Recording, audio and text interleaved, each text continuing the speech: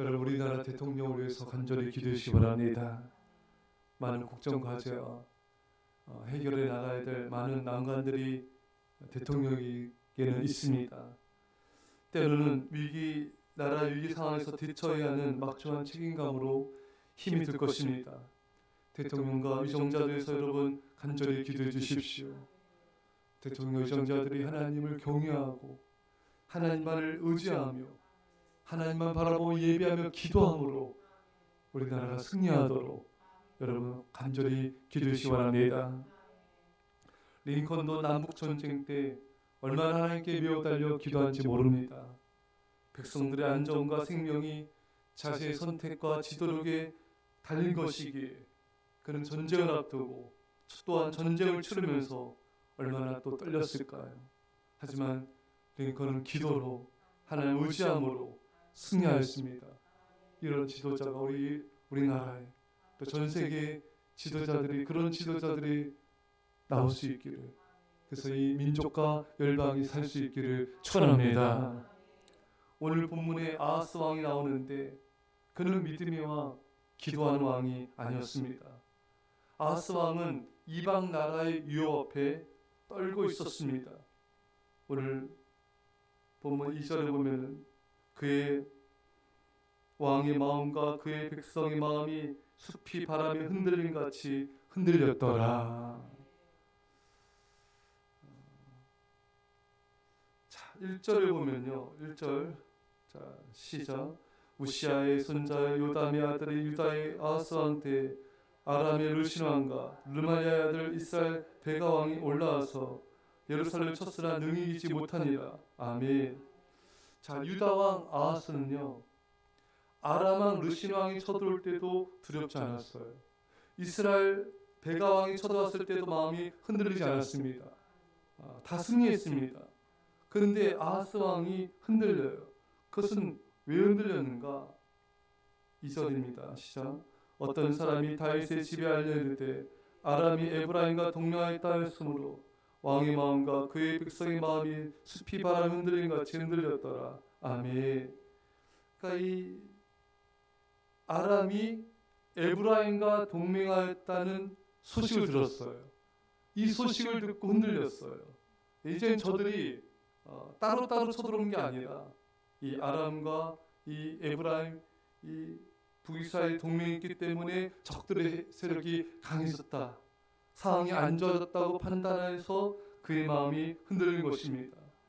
여러분, 하나님은요, 다윗집 이 유다를 하나님이 지켜준다고 보여주신다고 약속하지 않았습니까?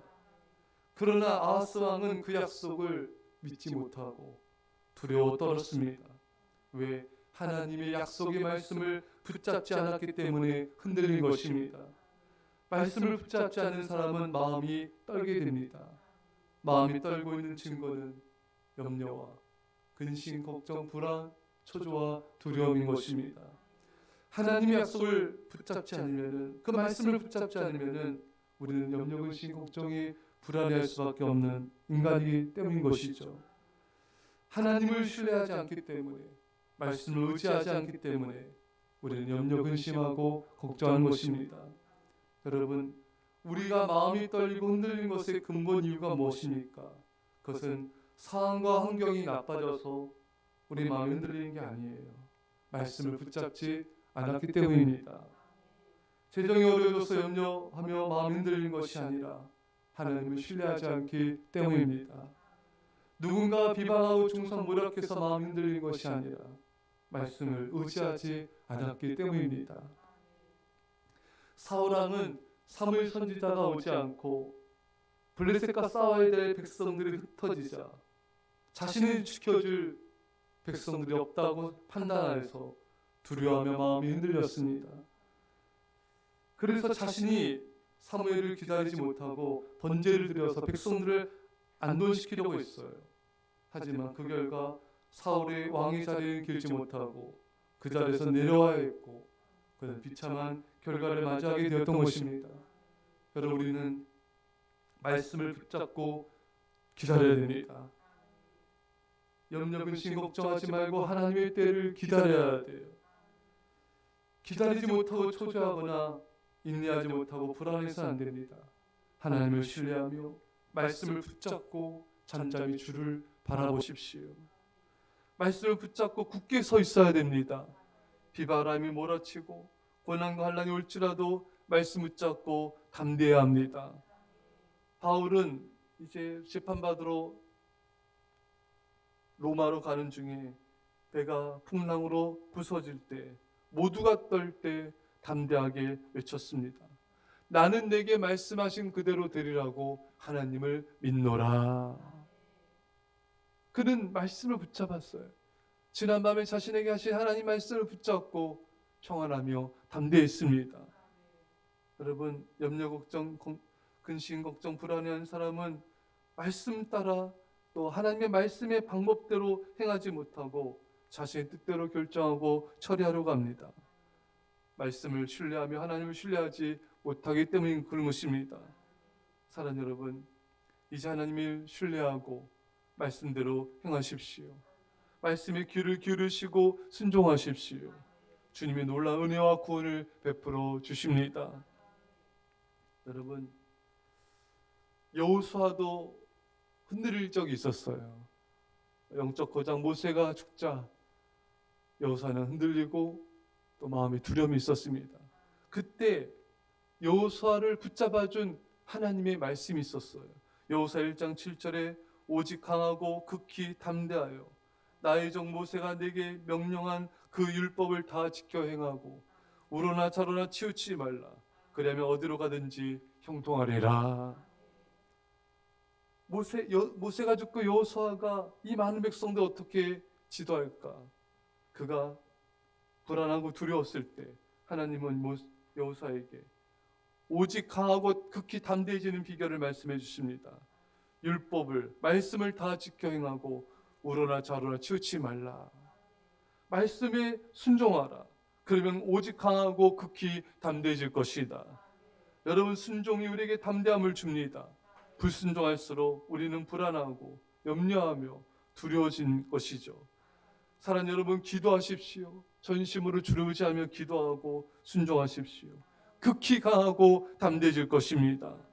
아하스 왕이 흔들린 이유는 그가 우상 숭배와 악정을 폈기 때문입니다. 불순종은, 악행은 우리의 마음이 환난 때에 더 흔들리게 만드는 것입니다. 매튜님 말합니다. 공포를 유발시키는 것은 죄의식과 그들의 믿음의 연약함에서 오는 것이다. 죄로 인한 죄의식, 믿음의 연약함 때문에 두려움과 공포와 마음이 흔들리는 것입니다. 우리가 흔들리는 진짜 이유는 죄와 불순종과 우상숭배와 세상을 사랑하는 것입니다. 여러분, 기도할수록 우리는 담대해집니다. 우리가 거룩할수록 담대해집니다. 순종할수록 담대해집니다. 하나님을 사랑할수록 담대해집니다. 사랑하는 성도 여러분, 흔들리는 우리의 마음을 강하고 담대케 하는 힘은 기도고 순종이고 거룩이고 사랑입니다. 이 은혜가 부어짐을 통하여 승리할 수 있기를 간절히 축원합니다. 기도하겠습니다. 사랑의 아버지 하나님, 주여, 우리 믿음을 극히 강하고 담대케 하여 주옵소서. 염려, 근심, 걱정, 불안, 초조, 두려움은 예수로 떠나갈지어다. 우리가 깨어 기도함으로, 순종함으로, 거룩함으로, 주를 사랑함으로 극히 강하고 담대해져서 승리케 하여 주옵소서. 주님이 승리를 주심을 감사하며 예수님의 이름으로 기도합나이다. 아멘.